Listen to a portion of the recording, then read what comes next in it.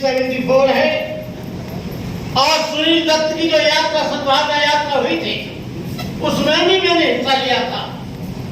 और सुनील दत्त जी से मैंने कहा था, सुनील दत्त जी, कहां तुम रेगिस्तान में खेती करने के लिए चले हो?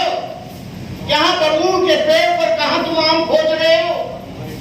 मैं सोचता हूं बहुत मुश्किल है।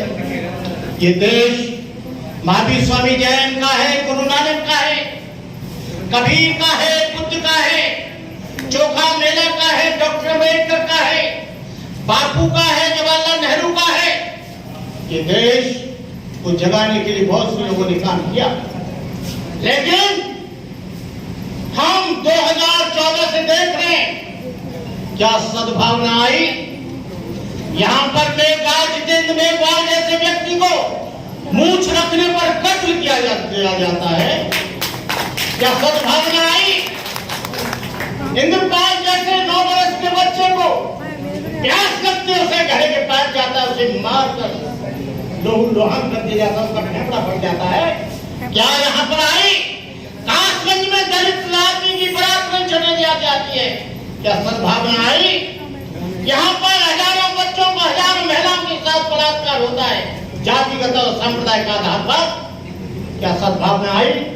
आपके प्रयास को मैं धन्यवाद देता हूं, क्रिटिसाइज नहीं करता हूं, लेकिन आज मुझे अफसोस है कि जिसकी अध्यक्षता होने वाली थी, जो मुख्य अतिथि था, केवल आपको सिख दिखाई देता है, मुस्लिम दिखाई देते हैं, जैन दिखाई देते हैं, बौद्ध दिखाई देते हैं, ईसाई दिखाई देते हैं, लेकिन क्या आपके मंच पर आए हिंदू एक भी दिखाई नहीं दे रहा है? इसका कारण है क्या हिंदुओं के बिना आप सद्भावना कर पाएंगे?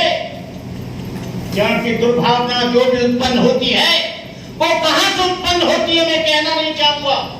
जब यहाँ पर सम्मेलन हुआ सद्भावना का हरिद्वार में, मुझे बुलाया गया। जैसे ये लोग बैठे वैसे हम भी बैठे थे, चारों शंकराचार्य, सरस्वतीनंद, अखंडानंद और तार पहले दिन की अध्यक्षता जो थी बाबा रामदेव की अध्यक्षता में, सब लोगों को बाइबल पर, कुरान पर, तमाम सब्जेक्टों पर दिया गया विषय, लेकिन मुझे दिया गया हिंदू समाज के एकीकरण पर और हिंदू समाज की एकता पर। मैंने कहा मैं बुद्धिस्ट हूं, मुझे बुद्ध की प्रासंगिकता पर दिया जाए, बुद्ध के सब्जेक्ट पर दिया जाए, बुद्ध धर्म बाहर कैसा इस पर दिया जाए, बौद्धम थाईलैंड और जापान में क्यों गया इस पर दिया जाए, चाइना में क्यों गया इसका दिया जाए, 28 कंट्रियों में बुद्ध धर्म कैसे फैला इस पर दिया जाए। लेकिन आपने दिया है कि मुझे हिंदू धर्म का एकीकरण, हिंदू धर्म की एकता। मैंने बड़े गौरव के साथ कहा मैंने कहा Hindu is a non society.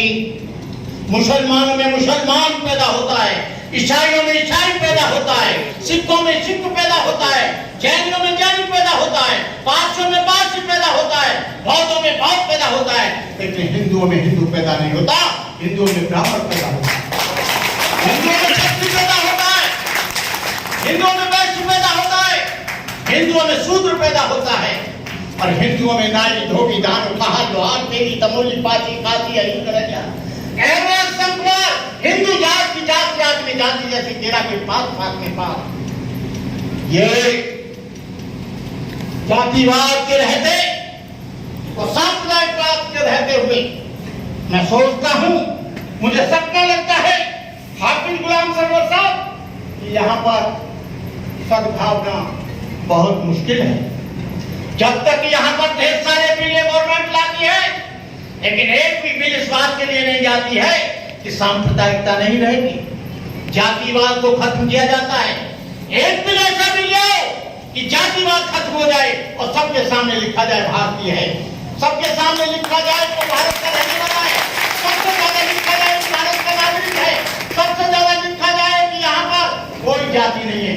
लेकिन जब तक जाति रहेगी तब तक जुल्म रहेगा, जब तक जाति रहेगी भेदभाव रहेगा, जब तक जाति रहेगी ऊंच नीच रहेगा, जब तक जातिवाद रहेगा जुल्म रहेगा, जब तक जातिवाद रहेगा बेगुनाहों के कत्ल होंगे। आपको मालूम नहीं है जातिवाद के कारण जब से ये देश स्वतंत्र हुआ 14 लाख से अधिक लोग बेगुनाह मारे गए, और 18,000 से ज्यादा महिलाओं के साथ बलात्कार हुआ। ये कैसा सद्भावना है, कैसा ये देश है। 2014 से जब से गवर्नमेंट आई है, जातिवाद सर पर पकड़ रहा है, सांप्रदायिकतावाद बढ़ रहा है। ये जब तक सांप्रदायिकता खत्म नहीं होगी, जातिवाद खत्म नहीं होगा, इस देश में सद्भावना कितने भी सम्मेलन करते रहना, कितने भी यात्रा निकालते रहना। आपसे पहले सुनील दत्त भी यात्रा निकाल चुके हैं, लेकिन ये क्यों नहीं हो पा रहा है?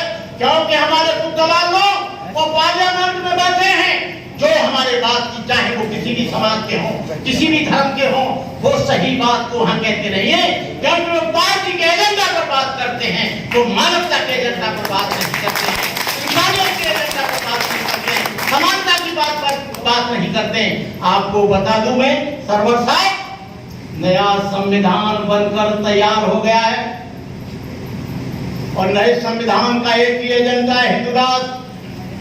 यहाँ पर न ईसाई काम कर पाएगा, न बौद्ध काम कर पाएगा, न मुसलमान काम कर पाएगा, न जैन काम कर पाएगा, न सिख काम कर पाएगा।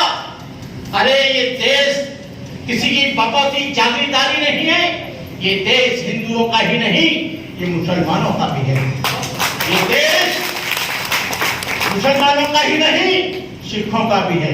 सिखों ने भी देश के लिए सबसे ज्यादा कुर्बानी दी, जैनियों ने देश के लिए कुर्बानी दी, उधम सिंह ने देश के लिए कुर्बानी दी, और आपको बता दूं, ईसाइयों ने भी देश के लिए कुर्बानी दी। ईसाइयों ने इस देश के लिए कुर्बानी कितनी दी?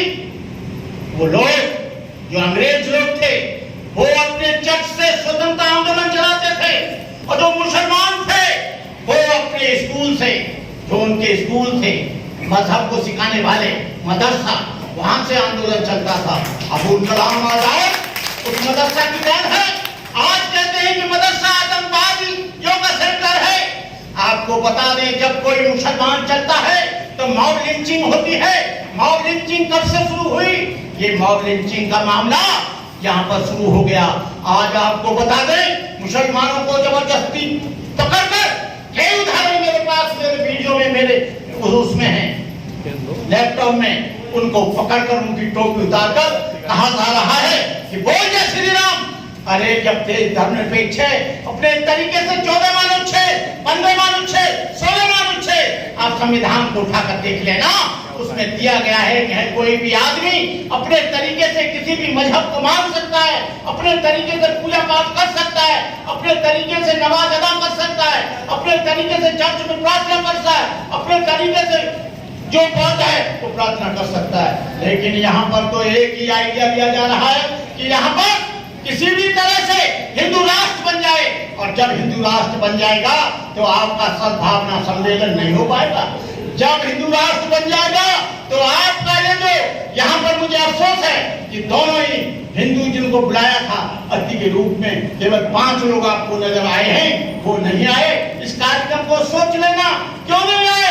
उसका कारण ये नहीं है कि वो व्यस्त थे, उन्होंने ये स्वीकार किया था तो उनको आना चाहिए था, लेकिन उनको मालूम था कि हम वहां पर कोई भी सद्भावना की बात नहीं कर पाएंगे, वहां पर कोई भी हम इंसानियत की बात नहीं कर पाएंगे, वहां कोई भी भाईचारे की बात नहीं कर पाएंगे। डॉक्टर अंबेडकर ने बड़ा सोचकर संविधान बनाया था।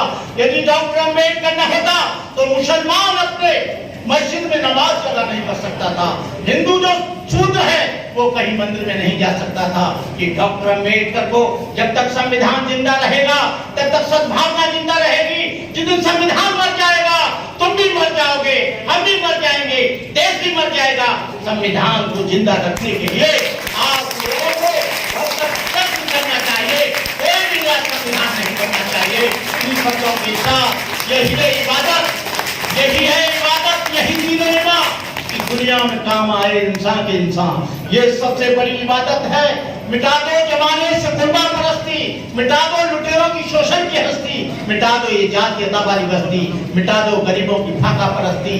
सरे राह गद्दार अफसर मिलेंगे, तहे आस्तीन जिनके खंजर मिलेंगे, बहुत कुछ ऐसे भी रहबर मिलेंगे जिन्हें सिर्फ याद रास्ता भुलाना, मुसाफिर राह मत भूल जाना। जय भीम, नमो बुद्धाय, जय भारत, जय